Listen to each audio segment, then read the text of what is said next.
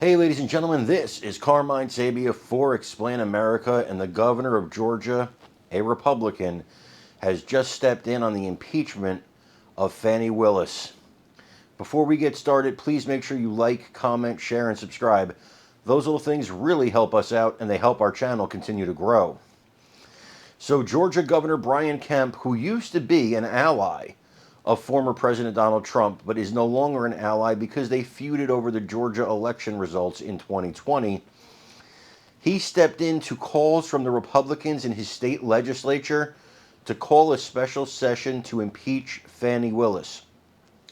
And the governor said, and I quote, he has not seen enough evidence that she has abused her position that would require her impeachment.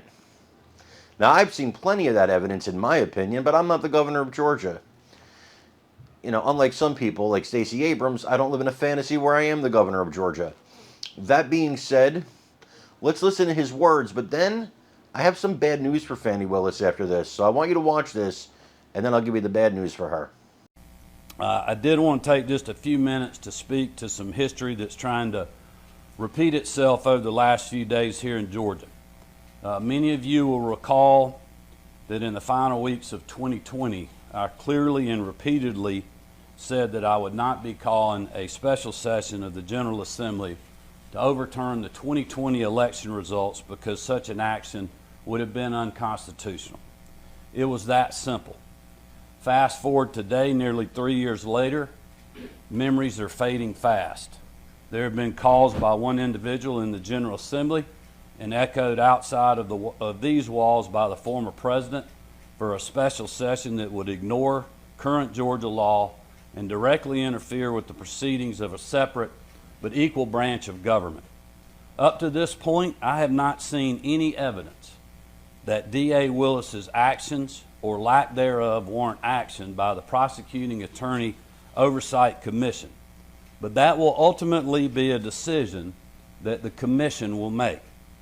Regardless, in my mind, a special session of the General Assembly to end run around this law is not feasible and may ultimately prove to be unconstitutional.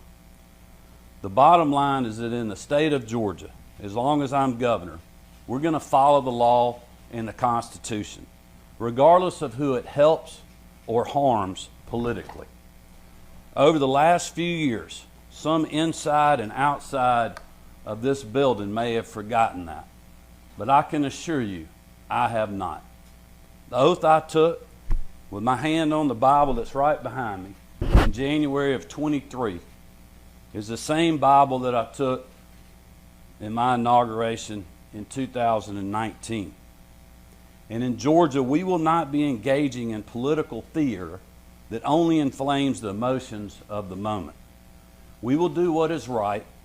We will uphold our oaths as public servants. And it's my belief that our state will be better off for it. Now, that's all well and good for her.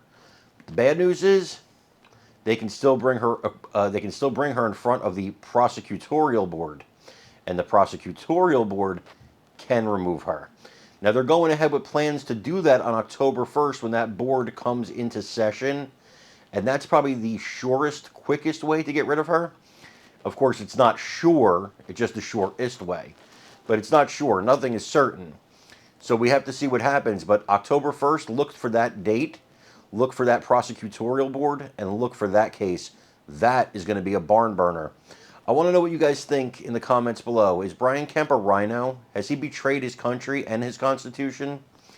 Do you think Fani Willis should be impeached and or removed?